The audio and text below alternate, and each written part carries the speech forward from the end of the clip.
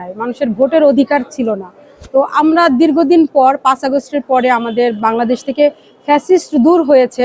তো তারপরে একটা নির্বাচন, জাতীয় নির্বাচন, সংসদ নির্বাচন অনুষ্ঠিত হতে যাচ্ছে। তো আমাদের রাজবাড়ী 1 আসন থেকে আমাদের নেতা জনাব আলী নেওয়াজ মাহমুদ খৈয়ম উনি আজকে নমিনেশন ফর্ম সাবমিট করবে।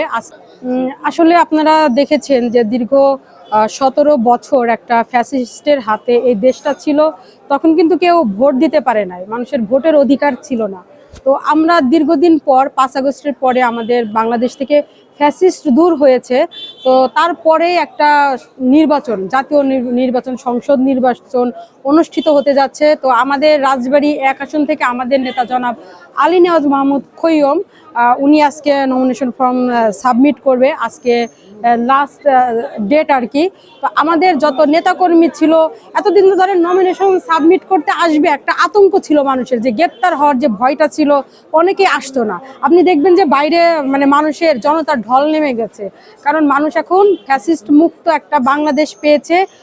আনন্দ উচ্ছ্বাসিত হয়ে আমরা সকল নেতাকর্মী একসাথে হয়ে, যারা দীর্ঘদিন আন্দোলন সংগ্রাম করে গেছি, তারা সকলে মিলে একসাথে হয়ে আজকে আমরা আলী নেওয়াজ মাহমুদ খৈয়মের পক্ষ থেকে নমিনেশন ফর্ম সাবমিট করতে আসছি।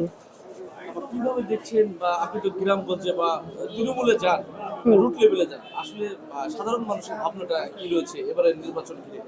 আসলে সাধারণ মানুষ এতদিন একতরফা একটা নির্বাচন দেখেছে। তো এখন মনে করেন মানুষের মধ্যে যে ধানের শীষের জয়কার তৈরি হয়েছে, মানে এটা অভাবনীয়। মানুষ আসলে চেয়েছিল একটা নিজের ভোটের অধিকার, এই ভোটটা দিবে, ধানের শীষে দিবে, সবাই খুব উচ্ছ্বাসিত ছিল।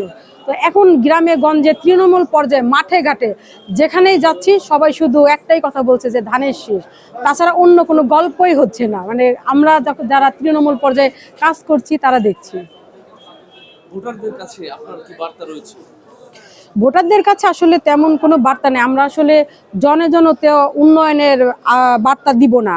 আমাদের যে উন্নয়নের বার্তা সেটা হচ্ছে রাজবাড়িতে একটা পদ্মা সেতু হোক, একটা পদ্মা ব্যারেজ হোক, এবং রাজবাড়িতে ভালো একটা বিশ্ববিদ্যালয় হোক, এবং রাজবাড়ির মানুষের যেন চিকিৎসা সেবাটা পায়।